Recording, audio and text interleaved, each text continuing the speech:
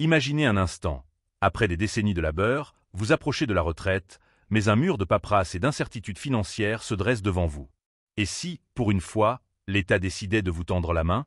En Algérie, ce scénario est en train de devenir réalité. Un vent de changement souffle sur le système de retraite, porté par des réformes ambitieuses et des innovations qui placent les seniors au cœur des priorités nationales. Mais qu'est-ce qui se trame vraiment derrière ces annonces? Accrochez-vous, car aujourd'hui, on plonge dans une révolution sociale qui pourrait bien redéfinir l'avenir des retraités algériens. Jeudi dernier, dans l'enceinte vibrante de l'Assemblée populaire nationale, le ministre du Travail, Fessal Bentaleb, a pris la parole avec une conviction rare. Face aux députés, il a martelé une promesse: garantir la pérennité du système de retraite, coûte que coûte. Mais comment? En modernisant la gestion de la Caisse nationale des retraites, CNR, et en injectant une dose de rigueur financière. L'idée est simple mais audacieuse: investir les fonds de la CNR exclusivement dans des obligations d'État. Pourquoi? Parce que cela génère des revenus stables tout en protégeant le capital, un peu comme un jardinier qui veille à ce que ses arbres donnent des fruits sans jamais épuiser la terre. Cette stratégie, a assuré le ministre, permettra de réduire le déficit de la Caisse tout en assurant des pensions durables pour les générations futures. Pendant ce temps, une autre révolution se profile, et elle est numérique. Fini le cauchemar des dossiers de retraite perdus dans un dédale administratif.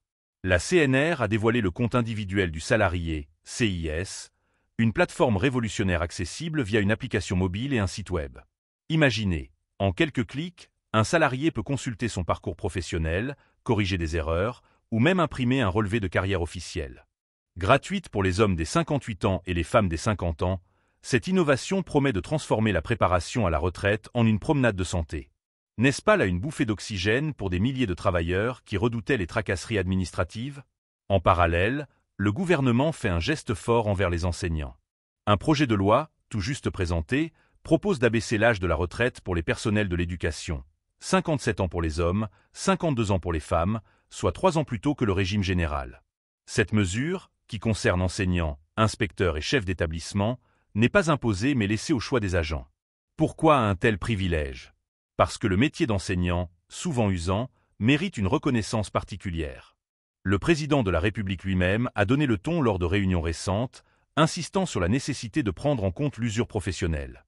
Et pour éviter de faire trembler les finances de la CNR, cette réforme a été minutieusement calibrée, avec des projections qui garantissent un impact budgétaire maîtrisé. Mais ce n'est pas tout. Les retraités algériens, souvent confrontés à des files d'attente interminables et à des démarches complexes, viennent de recevoir une nouvelle réjouissante.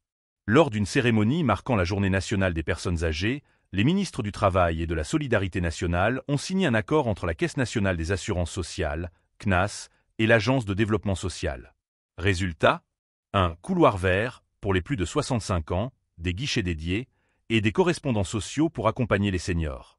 Ajoutez à cela des services numériques renforcés et un programme d'aide à domicile qui a déjà soutenu 32 000 personnes en 2024, et vous obtenez une véritable politique d'inclusion. Vieillir en Algérie, c'est désormais être écouté, respecté et surtout accompagné.